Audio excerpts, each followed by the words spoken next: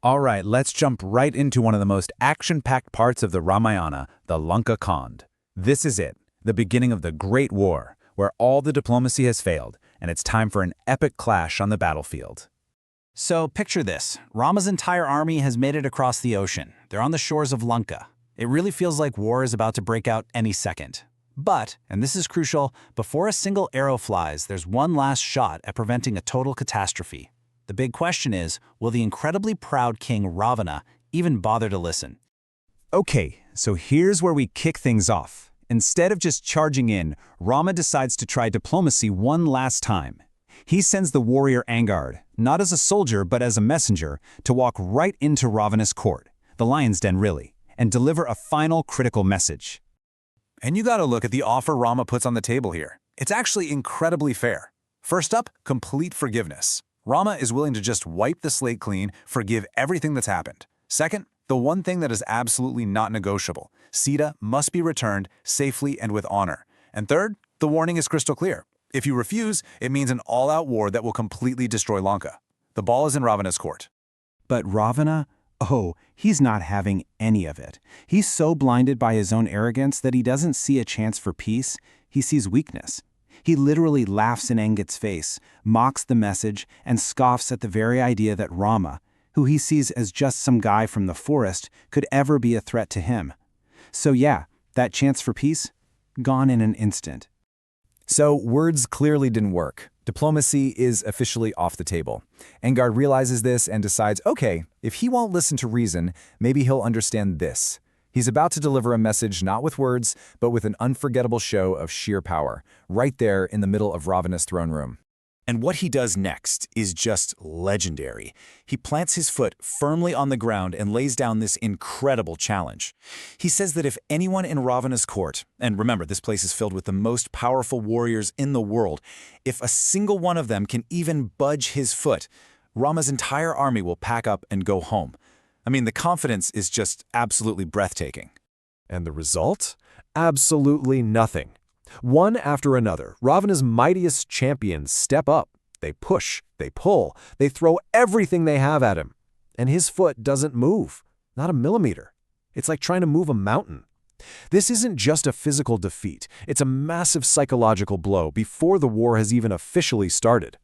Well, that's it. There's no turning back now. The conch shells are blown, the armies charge, and the war is on. And right out of the gate, Rama's forces run into a serious problem. One of Ravana's top warriors, Atike, who immediately starts causing absolute chaos on the battlefield. So, what made this guy so tough?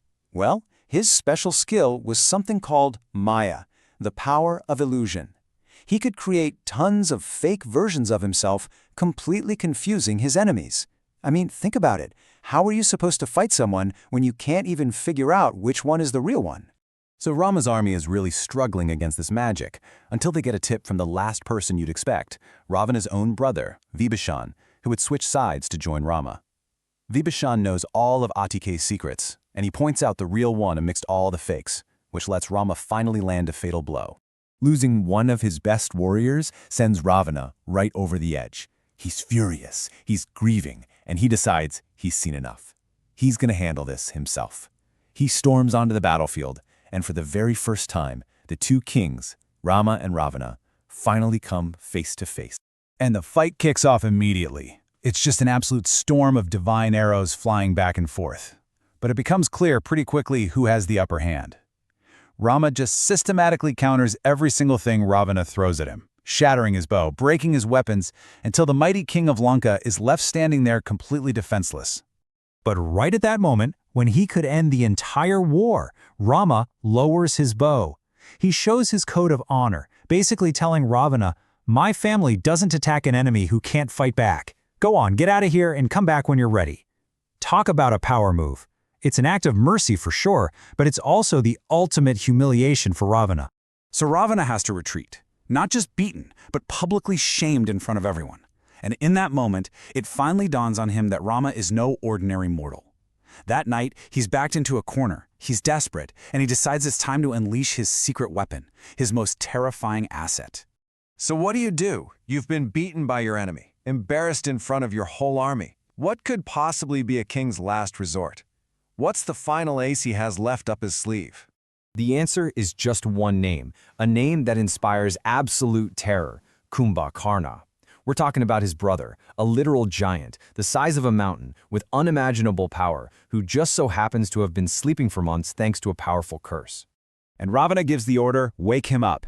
And that's where we leave it, with the ultimate cliffhanger. Can this newly awakened giant, this absolute force of nature, actually be enough to turn the tide of this entire epic war?